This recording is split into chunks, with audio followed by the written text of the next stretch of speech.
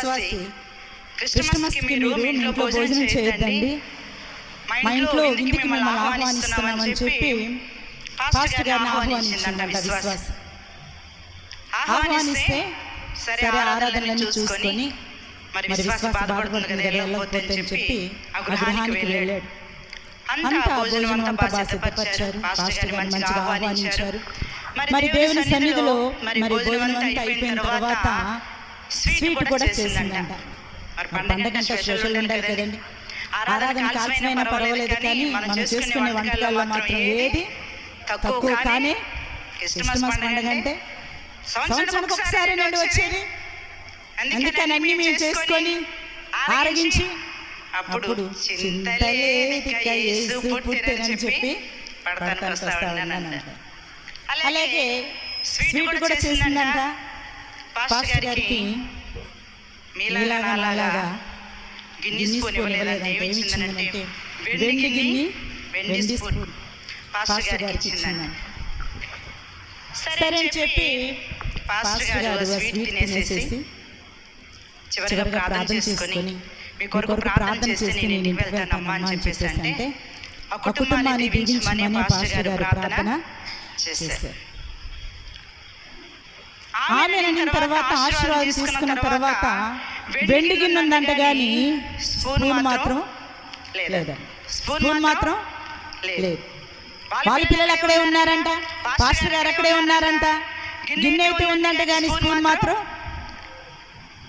Spoon లేదు. ఇంకేం కంగారు ఎక్కువపోతుంది కదా, మామూలు స్పూన్ కూడా ఆడవాళ్ళకి అసలుకే కంగారు. వచ్చేర కాలిపోయినా, వచ్చేర ఏదైనా పొరిపట్టినా, ఎంత వెలిపెట్టుకున్నా అనుకుంటున్నారు, ఏదైనా వస్తువు పోయినా. మొన్న క్రిస్మస్కి ఒక ఆవిడ మందిరానికి రాకపోతే అడిగాను, బంగారు చెవిది పోయిందంట.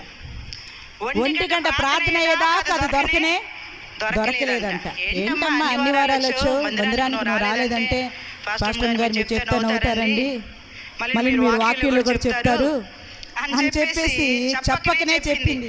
వస్తువు పోయింది, 1 గంటకు దొరికిందంట. ఆ వస్తువు ఎన్ని గంటలకు దొరికిందంట? మీరు ఆమెను అన్నారు, ఆ వస్తువు నాకు దొరికిందండి. అప్పుడు మనసు కుదుటపడిందండి నాకు. ఎతికే పనిలోనే ఉన్న ఏ వంటలు కూడా చేసుకోలే. గారెల పిండి పట్టిందంట కానీ గారెలు కూడా గారెలే పాళ్ళ గారెలేదు ఏం లేదు. ముందు ఆ వస్తువు నాకు కావాలని బీరువాలయాన్ని కింద బయటపడేసిందంట, వస్తువులని కింద పడేసిందంట. చివరాకైతే దొరికిందంట, మనసు నిమ్మడిపోయిందంట. అయితే ఈ వెండి స్పూన్ పోయిందంట. వెండి స్పూన్ పోయిన తర్వాత ఈ పాస్టర్ గారు మేమందరం ఇక్కడే, ఆ విశ్వాసకి మేమందరం ఇక్కడే ఉన్నాము. ఈ స్పూన్ ఎవరు తీసుకున్నారు? పాస్టర్ గారు ఏమైనా వేసుకున్నారా? పాస్టర్ గారు ఏమైనా ఎత్తుకెళ్ళిపోయారా అని ఒక ఆలోచన అంట. భర్తకు చెప్పిందంట, ఏమన్నా పాస్టర్ గారు తీసుకెళ్ళారేమోనండి స్పూను, నేను ఎంతో ప్రేమతో విలువగా ఉంటుందని వెండి గిన్నెలో వెండి స్పూన్ వేసి ఇచ్చానండి పాస్టర్ గారికి. తిని అక్కడ పెట్టాల్సిన పాస్టర్ గారు ఏం చేశారంటే ఆ స్పూన్ జోబులు వేసుకొని వెళ్ళిపోయినట్టున్నారండి. నాకు పాస్టర్ గారి మీద అనుమానం ఉందండి, పాస్టర్ గారే తీసేస్తారని అనుమానంగా ఉందండి అని చెప్పేసి అలాంటి చెప్తుంటే ఊరుకోవే పాస్టర్ గారి మీద అంత మాట అంటావేంటి, ఎంతో ప్రేమతో పిలిచి పాస్టర్ గారు నన్ను అంటావేంటి అని చెప్పేసి అంటున్నాడంట. మీకు తెలియదండి, మన బిడ్డలందరూ ఇక్కడే ఉన్నారండి, మన వాళ్ళందరూ ఇక్కడే ఉన్నారు, మన సొమ్ము మనం ఎలా తీసుకుంటామండి? పాస్టర్ గారు వెళ్ళిపోయారంట. ఆ విషయం పాస్టర్ గారికి తెలియదంటే వెళ్ళిపోయారు. ప్రతి ఆదివారం మందిరానికి వస్తుందంట, ప్రతి ఆదివారం దేవుని వాక్యాన్ని వింటుందంట, సనుక్కుంటేనే కూర్చుంటుందంట, గొనుక్కుంటేనే కూర్చుంటుందంట. పాస్టర్ గారిని ఇంటికి పిలుస్తున్న వెండి స్పూను తీసేసుకున్నారు, నా వెండి స్పూను తీసుకెళ్ళిపోయారు అని చెప్పి సనుక్కుంటా కొనుక్కునే వాక్యం వింటుందంట, దేవుని మందిరానికి వెళ్తుందంట, వస్తుందంట.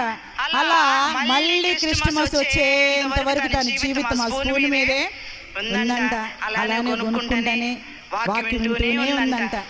మరలా క్రిస్మస్కి పాస్టర్ గారిని పిలిచింది. బాధగా ఉన్నా, కష్టంగా ఉన్నా, నా స్పూన్ పాస్టర్ గారే తీసాడని అనుకున్నా మళ్ళీ పాస్టర్ గారిని భోజనానికి పిలిచినప్పుడు మళ్ళీ భోజనం వెరైటీ చేసిందంట విశ్వాసి. అన్ని పెట్టిందంట. ఈసారి అయితే వెండి గిన్నె తీసుకురాలేదంట. స్వీట్ కూడా చేసిందంట కానీ వెండి గిన్నె మాత్రం తీసుకురాలే. ఎందుకంటే స్పూన్ ఎత్తుకెళ్ళిపోయి సంవత్సరం మళ్ళీ గిన్నె కూడా ఎత్తుకెళ్ళిపోతారని చెప్పి ఆ గిన్నె కూడా తీసుకురాకుండా మామూలు మనం పెట్టినట్టుగానే ఏదో ప్లాస్టిక్ స్టీల్ బౌల్లో పెట్టేసి స్పూన్ అక్కడ పడేసేసి ఇచ్చిందంట పాస్టర్ గారితో. ప్రార్థన చేయించుకున్న తర్వాత పాస్టర్ గారండి నేను ఒక మాట నేను అడగాలండి. వాళ్ళ భర్త గారు అన్నారంటే అంటే సంవత్సరం నుంచి నా హృదయంలో వేదన అంతా ఇంత కానీ సంవత్సరం నుంచి భరించలేకపోతున్నాను, సంవత్సరం నుంచి తట్టుకోలేకపోతున్నాను. ఈ స్పూన్ పాస్టర్ గారు ఎందుకు తీసుకువెళ్ళారని చెప్పి ఎప్పుడు అడుగుదామా ఇప్పుడు సమయం వచ్చిందని చెప్పి పాస్టర్ గారు నా వెండి స్పూన్ మీరు తీసుకువెళ్ళారు. సంవత్సరం ఇదే క్రిస్మస్ కి పండుగకి మిమ్మల్ని ఆహ్వానించానండి. స్వీట్ పెట్టానండి, గిన్నె ఉంది కానీ స్పూన్ మాత్రం లేదండి. నాకు మీ మీదే అనుమానం అండి. మా ఇంట్లో ఎవరు తీయలేదు, మేమందరం ఇక్కడే ఉన్నాం.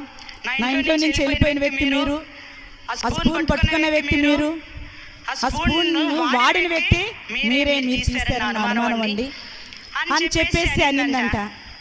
పాస్టర్ గారు అన్నారంట, అమ్మా విశ్వాసి ఇంట్లోకి వెళ్ళి నీ బైబిల్ ఎక్కడ పెట్టావో ఆ బైబిల్ తీసుకొని రమ్మా అంటే బైబిల్ ఇచ్చి భద్రంగా పాస్టర్ గారు అంటే స్పూన్ గురించి అడిగితే బైబిల్ అడుగుతున్నాడు అని కోపంగానే వెళ్ళి ఆ బైబిల్ తీసుకొచ్చిందంట.